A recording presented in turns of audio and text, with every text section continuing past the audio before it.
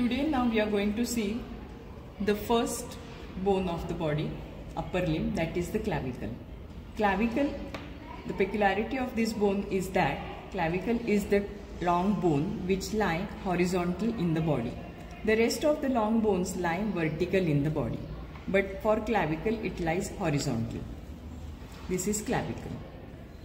Now it is situated on the anterior side of the thoracic cage.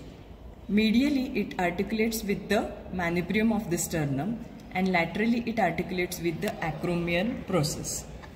In this also you are able to see. This is the clavicle, this is medial end of the clavicle, this is lateral end of the clavicle. It will articulate with the acromion process of the scapula. From the posterior side it is seen like this.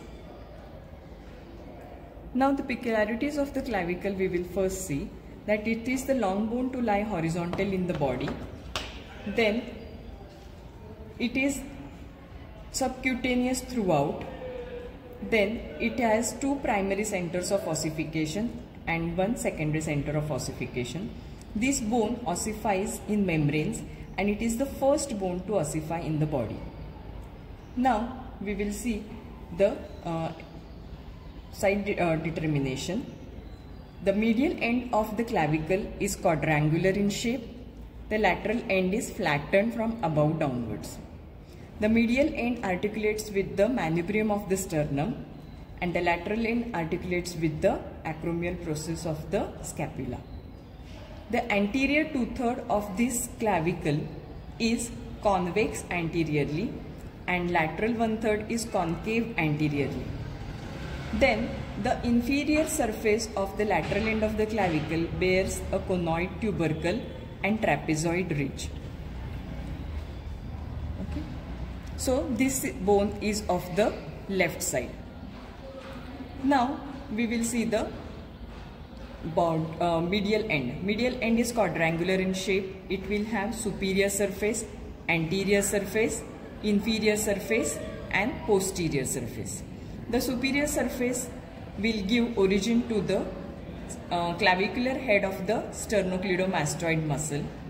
The anterior surface, that is the anterior surface of medial 2/3 of the clavicle, will give origin to the pectoralis major muscle, which is the muscle of the chest. Then the inferior surface, here on the inferior surface there is a groove that is called as the subclavian groove. It gives insertion to the subclavius muscle. On the lateral side now, on the lateral side it is flattened from above downwards. So on the anterior border is there.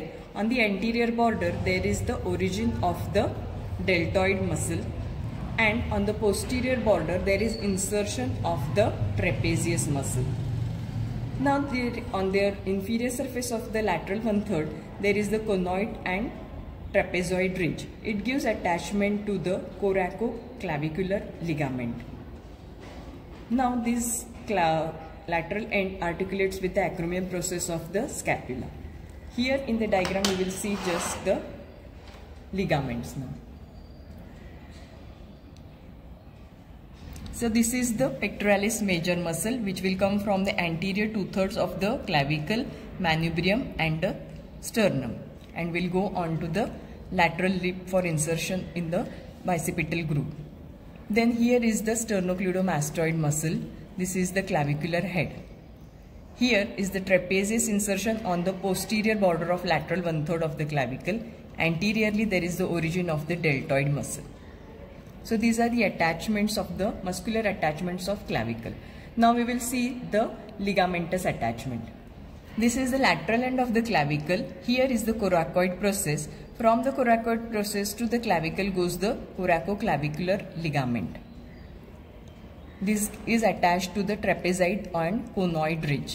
And from the coracoid process to the acromial process of the scapula there is the coracoacromial ligament.